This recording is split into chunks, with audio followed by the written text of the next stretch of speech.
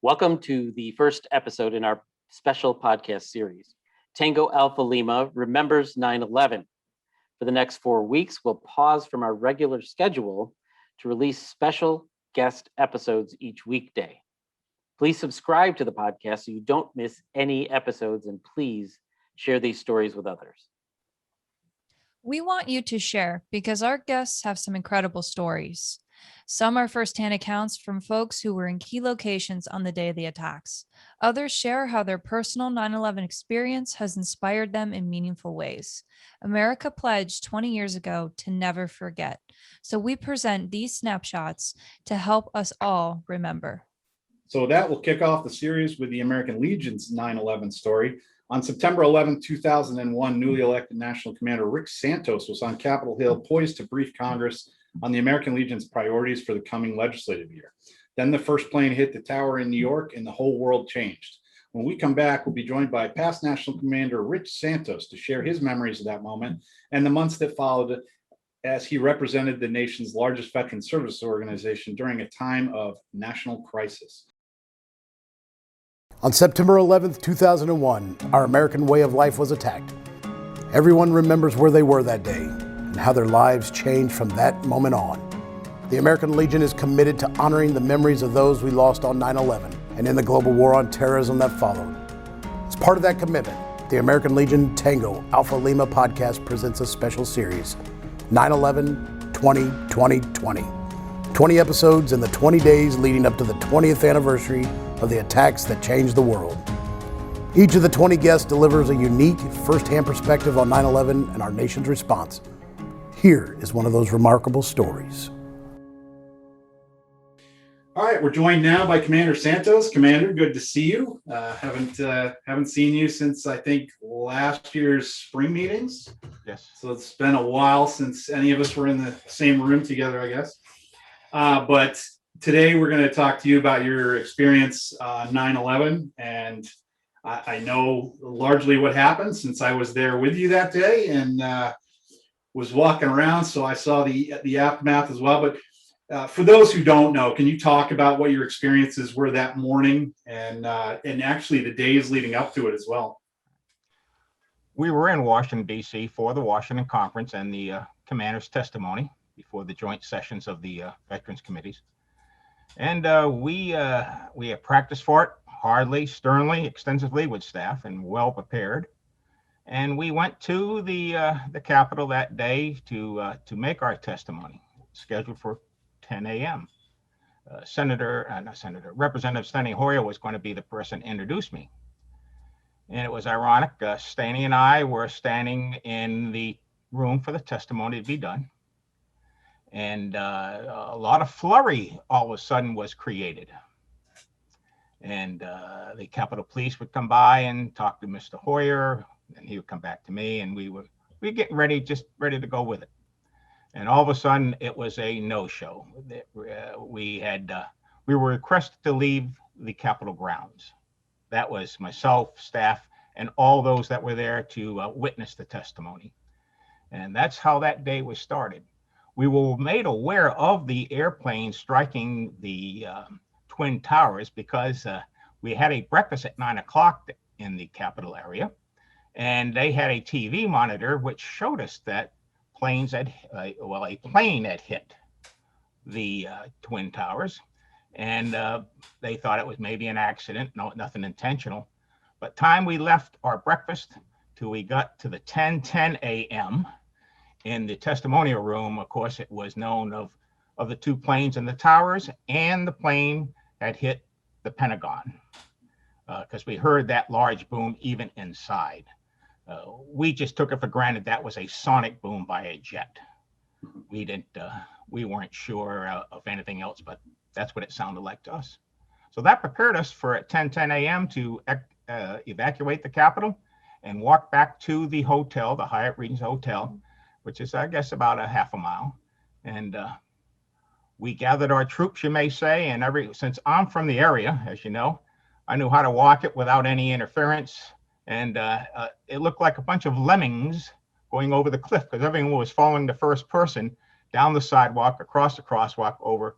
it was quite unique to see the line behind you, a couple hundred people following you back to the hotel on a day like this. And it was quite unique. Yeah, I was with Bill Christopherson from the state of Utah, and we were meeting with Senator Hatch when the first plane, we were in his waiting room when the first plane hit. And we thought at the time, what a horrible tragedy, assuming that it had been an accident. We got into our meeting with Senator Hatch, and Secret Service showed up because he was the ranking member in the Senate at the time. And they picked him up and carried him out. And Mr. Christopherson and I were kind of like, what's going on? And we came out, and everyone was fleeing the Senate building. We still really didn't know what was going on, but we said, let's go back to let's hear Commander Santos give his testimony. When we came behind the building on the Supreme Court side, you guys were probably on the other side of the building going that way. But the thing I'll never forget was they had called it into the Capitol that Shanksville plane was headed towards the Capitol building, and people were fleeing in all directions. But can you describe some of the mayhem that was going on? Yes. When I was standing there with Representative Hoyer, of course, the Capitol Police come up and said, Representative Hoyer, you come this way. Commander Santos, you take all your troops, you go that way, immediately evacuate the area and the grounds and go back to your hotel. And that's when with staff, we gathered everyone because we're in different rooms and got everyone outside. And once everyone's outside and we gathered together, you may say, in a group, because many people out of state have no idea where they're going to in Washington, D.C. on a walk. In a cab, yes, but walking, living in Greenbelt, 14, maybe 8 miles away by how the crow flies, and working the city for 30 years, we knew how to get back quick. And on the way back, we would hear these sonic booms and everyone would kind of, flinch or take a duck, thinking maybe something was happening overhead. But the jets were responding from Langley to get into Washington, D.C. in case of that flight coming in from the west made it. And we could see smoke coming from the Pentagon area. We were not aware yet that the Pentagon was hit. We only saw the smoke. Right. And it was ironic, time we got back to the hotel, my youngest son, who's a firefighter, a volunteer firefighter in Maryland, they had called all the units they could from the area to the Pentagon to fight the fire. So I was unaware that my son was over there at the time. So it was quite unique, but walking back, everyone was very gun shy in a sense, because when you hear the sonic boom again, they duck. It's just a reaction, but it was calm, serene. It was a surreal scenario. It was quiet, but there was noise, and everyone was talking to keep their mind busy off of it. And by the time we got back, and staff, as you know, had more information for us on what was occurring. And once we get back to the hotel, we had an assembly. We called everyone down into the main meeting room and gave them a best overview as we can. And luckily, again, living in the area, I told them every bridge up and down the Potomac, from down at all the way down towards La Plata, all the way up to Western Maryland, up to 5 west you want to go. These bridges are going to be packed. Yep. If you're going to try to leave now, good luck, but don't use the bridges. If you get out on the highways going west or north, yes. But if you're going to try to cross the 14th Street Bridge, the Legion Bridge up on 495 or Wilson Bridge, just forget it, because everyone else in there is going home trying to evacuate. That was quite, they couldn't understand the road set up in Washington, D.C., which Ashley knows immensely is quite complicated, not very efficient, and very subject to log jams. Well, and there was a lot of misinformation that was going out, and I don't know if you remember this, but there had been rumors that a bomb had hit the State Department, and so they had shut down sort of the Foggy Bottom area. And I still remember standing in the hotel, and they had the bar sort of downstairs. It's a wide open area, and there were TVs across the top. And I remember standing in the back looking around at all the Legionnaires who were just watching it. But I remember comparing the way the Legionnaires responded to what was going on as opposed to everyone else in the hotel, who everyone was sort of panicking. I think the Legion people were kind of like, taking it a little better in stride. And I remember they had said, yeah, don't use the bridges. Well, I had to get to Leesburg, Virginia, where my National Guard armory was. And I started walking. I made it to the Key Bridge when Commander Smith picked me up and drove me the rest of the way. So, but why don't we start with you, Jeff? Zip. All There right. you go. Yeah, my voice box still works. So, Commander, we've never met, but hopefully this year at the National Convention, maybe we can. I wanted to about. It's a pretty vague question because I was thousands of miles away, and I know that the impact was great on the people that were near and around me, but to be there, I'm curious about the intensity level of the feelings that people had, and also the angst of, because you're there, like, what's next, and did people constantly just feel in danger, kind of thing. So if you can talk just about the intensity of the feelings that you and people around you had. In my observations, I could see that the American Legionnaires, I agree with Mark, were taking this a little more subtle way. I think maybe because of your previous training in this military service, you didn't panic that easy.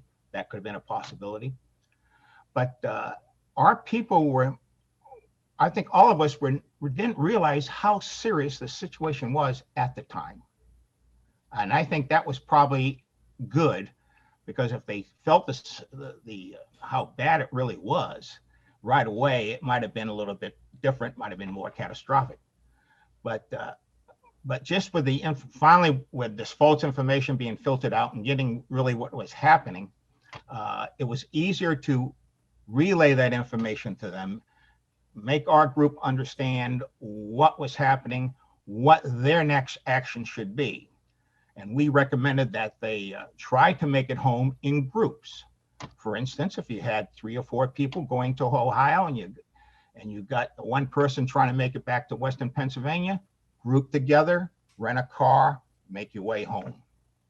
You're going to have to work together to get yourselves home, because there's nothing the American Legion can do. The airlines are closed, bus lines are closed. All of the rental cars were just about gone within hours. So getting themselves home was a challenge. What the American Legion did in the hotel was to speak with them and make sure they reduced the rates for people who could not get home. Jeff, people from California. One of the last persons to leave was the service officer from California, and that was a week later. I was still there as of the following Monday, so there are 6 days thereafter. And what we did, the American Legion did, to make our people feel comfortable home and get updates twice a day in the National Commander's room. We would have a meeting and we would give them updates there. We would serve them, some hors d'oeuvres, beverage, whatever it is, just to get the camaraderie together, to keep them calm and let them know what's really transpired. And a lot of people were very, very nervous, Jeff, very nervous. You could see it in their faces, tense, because my wife and kids are home. I'm here. I'm here in Washington, D.C. My family is in Tucson, Arizona, or I'm in Wichita, Kansas, or Spokane, Washington. All these people so far away were really concerned. Was this going to spread to other cities? Were their families being subject to maybe this type of carnage? So it was quite unique in its sense. It's once in a lifetime. I really felt like I was surviving December 7, 1941 all over, and how the reaction was and the scenario. That's how I felt. Thank you for that. Ashley, you are up. Commander, so I want to dive in a little bit. You mentioned that your son, volunteer firefighter, and he was responding, and I'm curious about the conversations that you and him had regarding your experiences that day. Were you able to, communicate with him? Obviously, you're, 6 days past, you're still at the hotel. We're trying to, remain calm and compassionate and, on alert. How are you feeling, as a father who has someone who is a first responder, there on the ground, and, just kind of exploring a little bit more about that relationship and some of the experiences that your son had as well? most information I received about my son's activity in those days or on the same day came through my wife. My wife took over the communication with my son, where I could direct my energies to the Legion. But it was very surprising when I found out that he was over there and in an active mode of rescue, extinguishing fires, and etc. I think everyone feels you don't mind putting yourself in peril, but you don't want to see your family in peril or your best friend in peril. And just like in the service, you try to take care of the person that's next to you or around you. And in this instance, there wasn't anything I could do except maybe give him moral support from 3 miles away. And I'm sure he was probably in the same light looking in his job at the time. I don't want to say job, but his task at the time.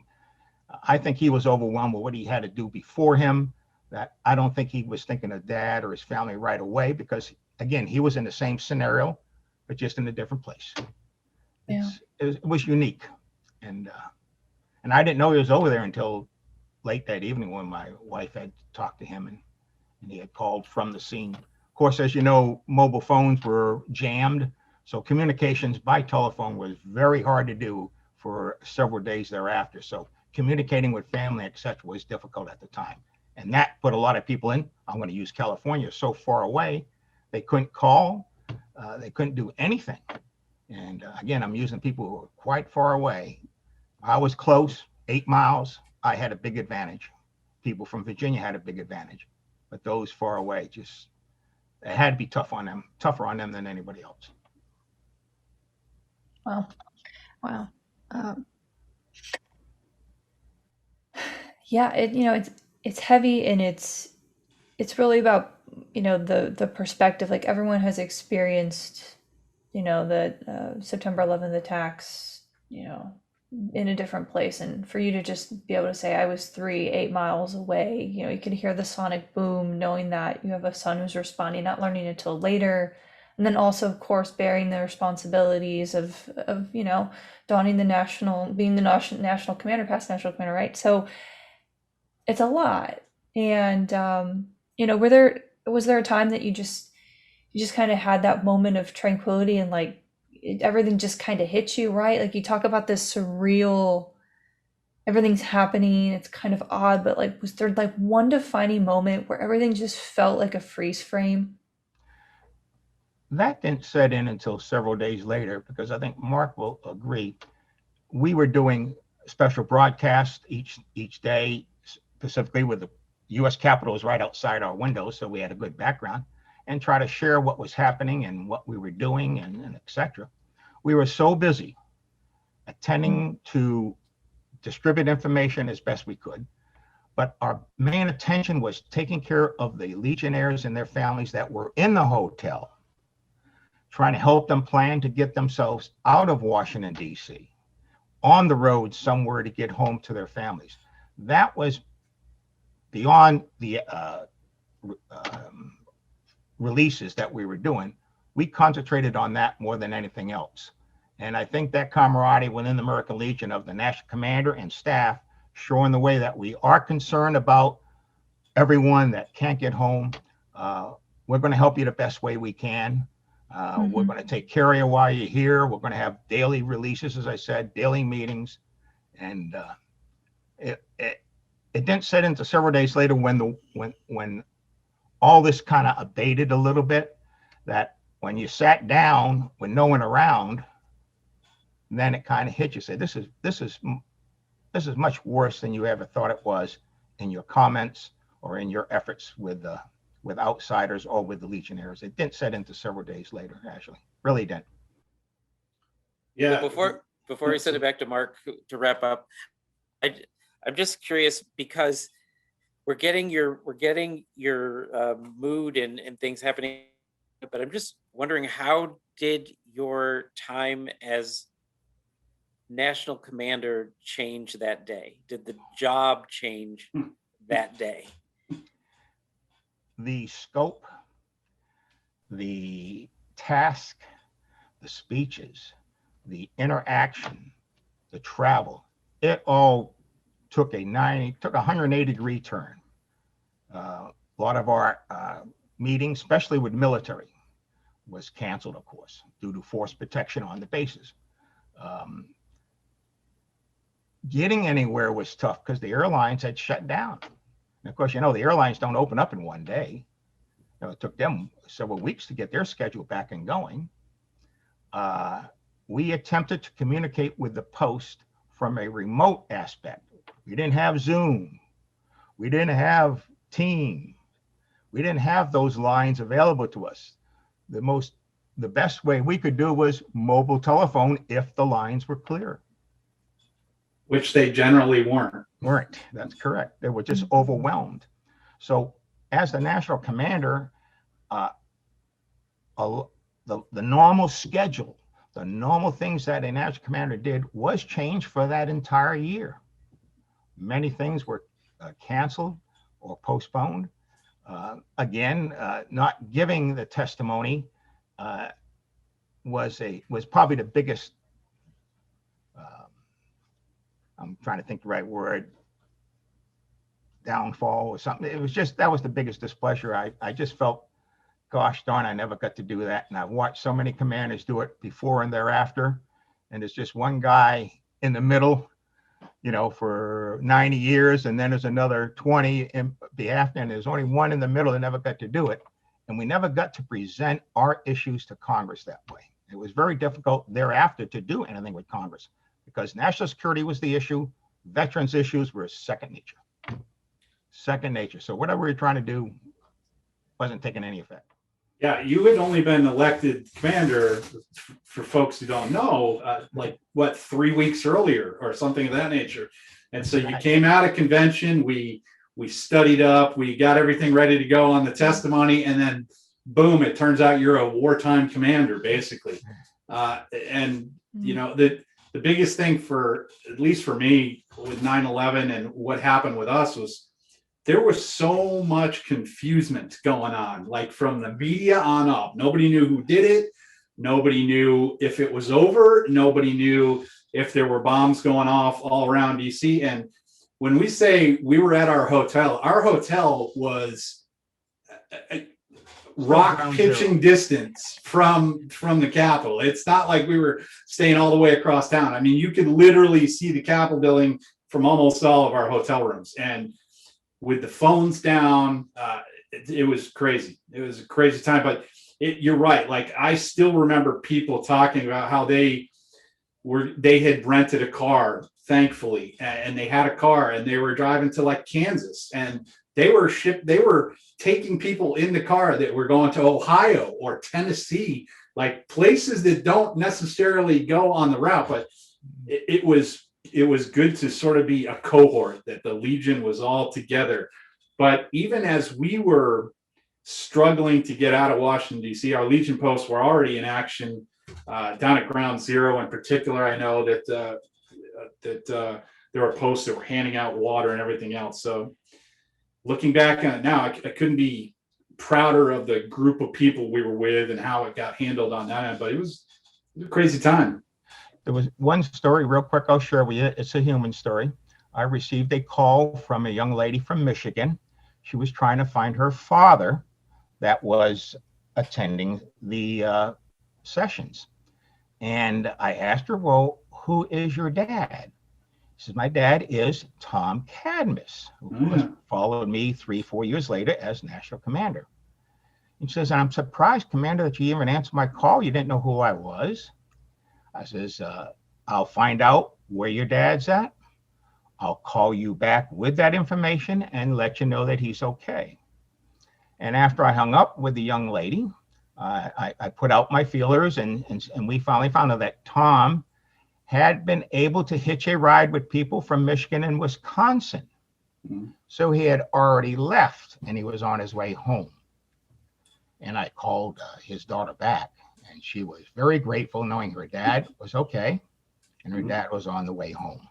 So I think that was a very fitting story, how the American Legion works together, take care of your own, and let the family know that you're doing well. It's a very good human story. With Commander Cadmus, also not the most technologically apt human being I've ever met. So it's very unlikely he had a phone that was state of the art even at the time. If you did have a cell phone, it was probably one of those big like cell block ones that you had to plug in your car and everything. But more like a World War. Yeah, you probably had to crank it. Mr. Cadmus was many things. A technological expert, he was not. But Commander Santos, thank you so much for joining it. We really appreciate you being here and sharing it. And this is going to be part of our ongoing series about 9/11. I think it's appropriate that we start at least interviewing with you and getting the ground's eye view from Washington, D.C. So, Commander, again, thank you very much. Our pleasure, and thank you much to all of you.